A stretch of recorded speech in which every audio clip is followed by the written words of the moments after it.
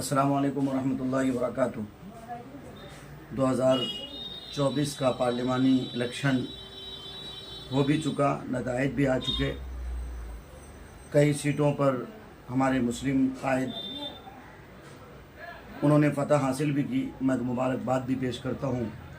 और अब की बार चूँकि विपक्ष में कांग्रेस और उसके साथ जितनी भी पार्टियां अलायंस में थीं, यानी इंडिया गठबंधन, उनकी मेहनत की वजह से, कद्दोकाविश की वजह से तानाशाही में बहुत ज़्यादा झटके भी लगे हैं।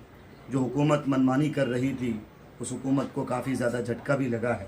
साथ ही साथ मैं अपने उन तमाम भाइयों से, उन तमाम दर्दमंद दिल रखने वालों से ये कहना चाहूँगा, बहुत सारे लोगों के ट्वीट और बहुत सारे लोगों के मैसेजेस ये आ रहे हैं कि अब की बार अख्तरुल ईमान की हार हुई है और बहुत बुरी शिकस्त हुई है।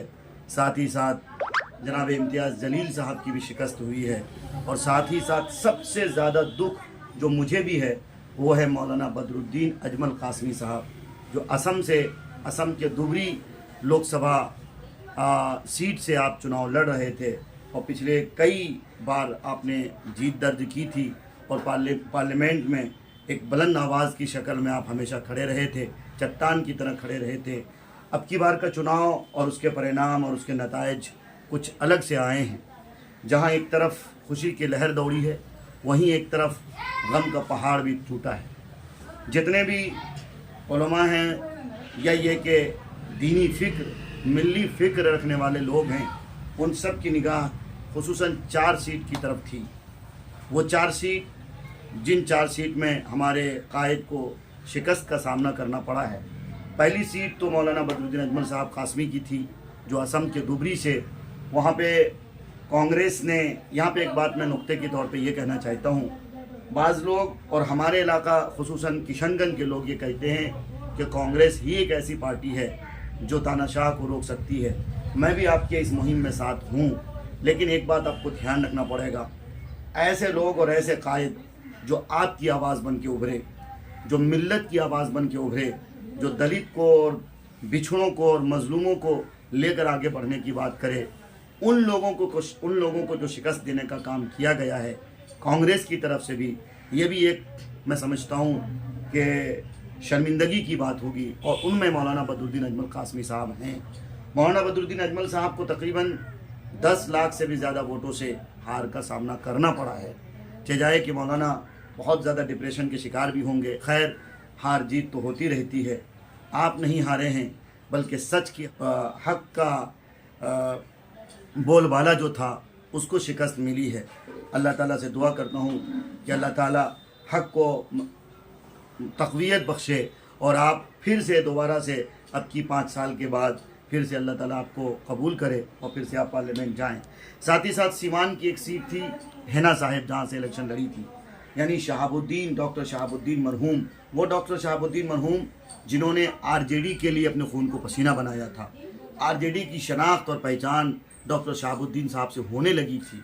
डॉक्टर शहाबुद्दीन साहब, वो डॉक्टर शहाबुद्दीन जो गरीबों के मसीहा थे, जिन्होंने सिवान में विकास का काम किया है। डॉक्टर जो मनमानी फ़ीस लेते थे, डॉक्टर शहाबुद्दीन साहब ने उन पर अंकुश लगाने का काम किया था।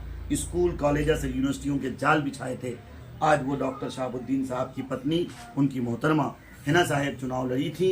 चुनाव से पहले, नतीजे आने से पहले तो ऐसा लग रहा था कि हिना साहब जीत रही हैं। और मैं सिवान के कई लोगों से मैंने बात भी करी, सबकी तरफ से यही बात सामने आई कि हिना साहब जीत रही हैं। बाद में पता चला कि हिना साहब के वो मुतहर्रिक कार्यकर्ता, वो मुतहर्रिक काम करने वाले साथी जो उनके साथ हमेशा खड़े रहते थे, उनको बहरकैफ नज़रबंद करके रखा गया और किसी तरह से हिना साहब को शिकस्त का सामना करना पड़ा। बहरकैफ मौलाना बदरुद्दीन अजमल साहब, हिना साहब सिवान से, इसी तरह हमारे किशनगंज पार्लिमानी हल्का जनाब अख्तरुल ईमान साहब, और औरंगाबाद का शेर जनाब असदुद्दीन ओवैसी साहब का बाजू आज कटा है जनाब इम्तियाज़ जलील साहब की शक्ल में, जिनको शिकस्त मिली है। ये बात तो हज़म ही नहीं हो रही है जनाब इम्तियाज़ जलील साहब की हार वाली बात। बहरकैफ नतीजे आए हैं, परिणाम आया है, तो उसको एक्सेप्ट तो करना पड़ेगा, तस्लीम तो करना पड़ेगा, कि जाए कि जिस तरह से भी हो। दुआ करता हूँ कि अल्लाह ताला इन चारों कायदीन को सलामत रखे اور دوبارہ جب پارلیمانی حلقہ ہوں تو اللہ تعالیٰ مضبوطی کے ساتھ انہیں کھڑے رہنے اور ہمارے علاقے کے لوگوں کو سمجھ عطا کرے کہ دوبارہ سے ایک مضبوط آواز کو آپ چنیں تاکہ پارلیمنٹ میں آپ کی آواز بن کے وہ آپ کی نمائندگی کرنے کا کام کرے اور علاقے کی بدحالی کو دور کرنے کا کام کرے۔